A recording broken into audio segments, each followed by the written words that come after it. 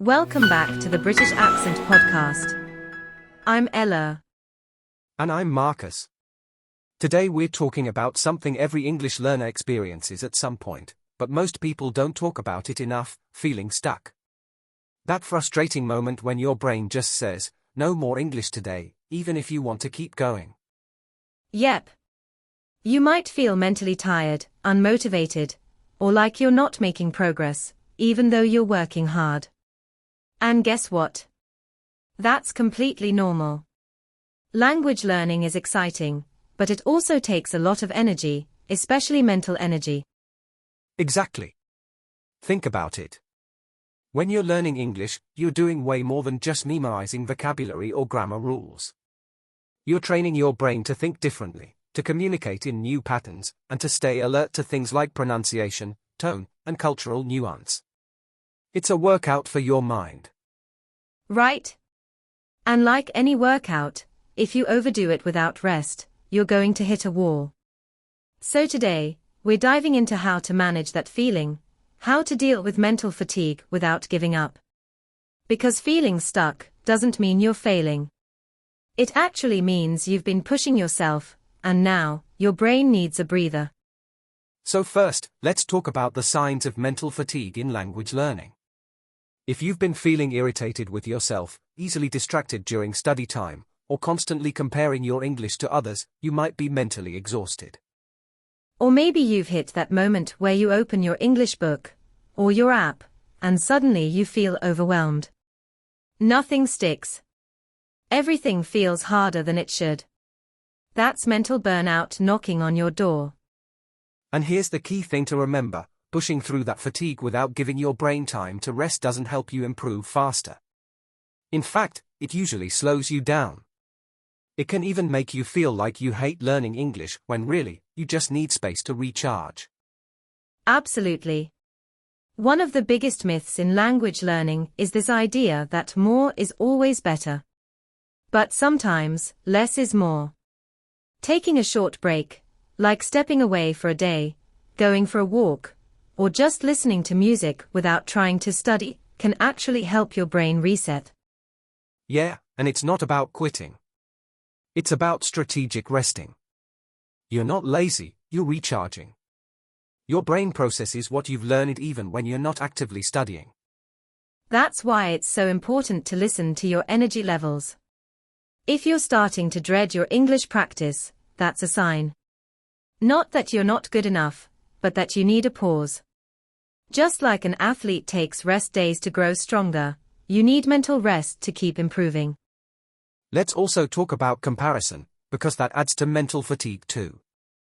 When you see someone speaking fluently online or passing an exam you're struggling with, it's easy to feel like you're behind. But remember, you're on your own timeline. Learning isn't a race. Exactly. And we don't see other people's struggles, we just see their highlights. You have no idea how many times they felt stuck too, or how long they've been practicing. Comparing yourself will only drain more energy. Instead, compare yourself to your past self. Look back 6 months or even 3 weeks ago, chances are, you've made more progress than you realize. That's a really powerful shift in mindset. Now, when you're in that stuck phase, here are a few things that can help. 1. Switch activities. If grammar is burning you out, try watching a comedy in English. If speaking is exhausting, try journaling. 2. Set smaller goals. Sometimes mental fatigue comes from setting big expectations, like, I need to be fluent by next month.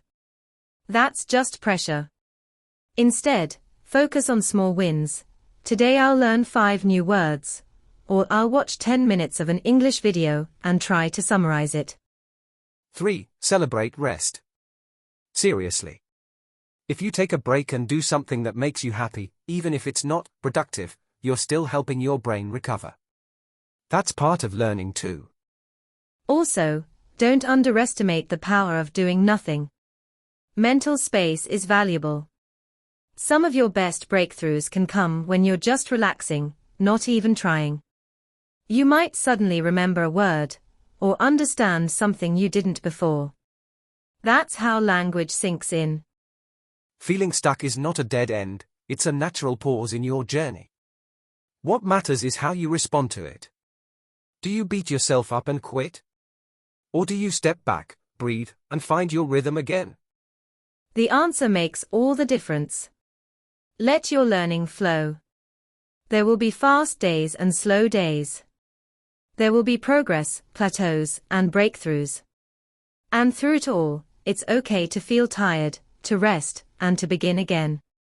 You're not behind. You're becoming stronger, even when you pause. And here's another powerful idea. Sometimes, changing the format of how you're learning English can reignite your motivation. For example, if you're used to reading articles or doing textbook exercises, switch to something more playful or creative. Watch a sitcom, try karaoke in English, or even describe your day using only 3 new words you've just learned. That's a good one. I once told a student to turn their grocery list into an English vocabulary game. Suddenly, milk, eggs, bread became, I'm on a dairy mission to conquer the supermarket. It's silly, but it makes the language feel alive, and it gives your brain a break from pressure. Yes. That's exactly it. When you remove the pressure to be perfect, you actually open yourself up to learning more naturally. Mental fatigue often comes from trying too hard to perform, or constantly correct yourself. But creativity lets you explore the language without fear. And don't forget about movement. Our minds and bodies are connected. Sometimes, going for a walk, stretching, dancing, or just moving away from your study space can refresh your brain. Movement increases blood flow, and that helps with concentration, memory, and mood. And speaking of mood, we need to mention sleep. It's one of the most underrated tools in language learning. You might feel stuck just because you're tired. Your brain needs sleep to store new information and process what you've learned. So never feel guilty about getting rest. Definitely.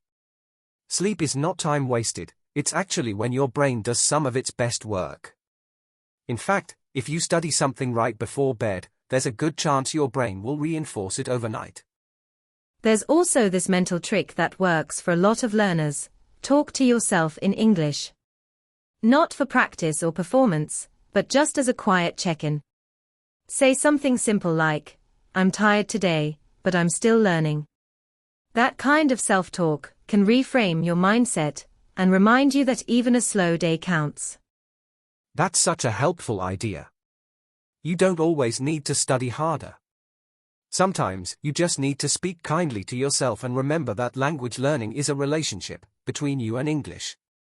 Some days you'll feel excited, some days you'll feel distant. And that's okay. Another thing to remember, you are not alone. Every learner in the world has had moments of doubt. Even people who are fluent in English now once sat where you're sitting, frustrated, tired, and wondering if they'd ever get better. And if you need a reminder, go find a message or recording you made in English months ago. Listen to your old voice. Read your old notes. You'll probably realize how much you've improved. That's proof. Even if today feels slow, your past self already climbed so many steps. That's such a powerful way to gain perspective. Learning English teaches you more than just grammar or vocabulary, it teaches you patience, persistence, and how to believe in yourself even when things feel hard. Exactly. And the moment you feel stuck might actually be the moment right before your next big breakthrough. So hold on. Stay kind to yourself. Your brain is doing more than you realize. You know, Marcus, I think one of the biggest myths in language learning is that progress should always be visible. Like, every day you're supposed to speak better, remember more, and feel more fluent. But real growth? It's often invisible. It happens underneath the surface. That's true. It's like going to the gym. You might not see muscles after the first week, but your body is adjusting. Same with English. Even when you feel stuck, your brain might be strengthening connections, organizing vocabulary, or fine-tuning your ear for new sounds. Yes, And that's why sometimes you'll suddenly have a moment where a phrase just rolls off your tongue, or you understand something you wouldn't have caught a month ago. That surprise moment. It's the result of all those invisible days when you thought nothing was happening. Exactly. And we also have to talk about comparison. It's one of the biggest sources of mental fatigue. You see someone on social media speaking English fluently, and you think, why can't I be like that? But you don't see how many years, or how many quiet, frustrating hours, they spent getting there. Right? Learning a language isn't a race. It's not about finishing fastest. It's about building something that lasts. And that takes time, mistakes, boredom, and even burnout. All of that is part of the journey, not signs that you're failing. And here's something I always remind my students: rest is part of the process. If you need to take a break, take it. If you need a day or even a week to recharge, that's okay. You're not quitting. You're recovering. And recovery is powerful. Sometimes the best thing you can do for your English is to go live your life. Go experience things in your native language. Laugh. Cry. Be human. Because eventually, all of those emotions and experiences will come into your English too. They'll give your words meaning. So true. And when you come back to English, it'll be there waiting for you, just like an old friend. Maybe a little rusty at first, but still there. Ready to grow with you again. And remember, you are allowed to learn at your own pace. Some people sprint. Some people take baby steps. But everyone who keeps going eventually gets somewhere amazing. Another thing that gets overlooked is how much emotional energy learning a language takes. You're constantly processing, adapting, translating, and sometimes even second-guessing yourself. That kind of mental load builds up. It's no wonder people feel exhausted without realizing why. Yes, and it's not just the brain work, it's the vulnerability. Every time you speak English, you're putting yourself out there. You might worry about sounding silly or being judged, especially if you're not used to making mistakes in front of others. That emotional courage. It's draining, but also powerful. Absolutely. And you know what's ironic? Many learners feel guilty when they're tired, like they haven't done enough. But feeling tired is a sign you've been pushing yourself. It means you care. So instead of guilt, give yourself credit. That's such an important point. We talk about motivation all the time, but we should also talk about compassion. Can you be kind to yourself when you feel stuck? Can you accept that some days will be slower, and that it doesn't mean you're going backward? Sometimes, your brain is just asking for time to catch up with everything you've been learning. It's like it's saying, hey, I'm building the foundation, just give me a minute. And if you respect that pause, the progress that follows can feel even more natural. And if you ever doubt yourself, look back. Look at where you started, and look at how far you've come, even if it's just being able to understand this podcast right now. That's a huge win. Most people forget to celebrate the quiet milestones. Those quiet milestones are actually the loudest signs of growth. They don't shout. They whisper. But they are real. And they matter. So if you're listening today, and feeling like you're stuck, or too tired to keep going, just know that you're not alone.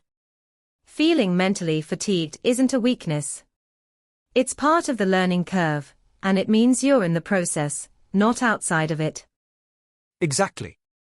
Progress isn't always loud. Sometimes, it's silent. Sometimes, it looks like taking a break, breathing deeply, or even just saying to yourself, I'm doing my best today. And that's enough. Be kind to yourself. Be patient. And trust that every small effort adds up, even on the days when it feels invisible. Thanks for joining us on the British Accent Podcast. Keep learning, keep growing, and most of all, keep showing up for yourself. We believe in you. Until next time, take care of your mind as much as your English. Bye for now.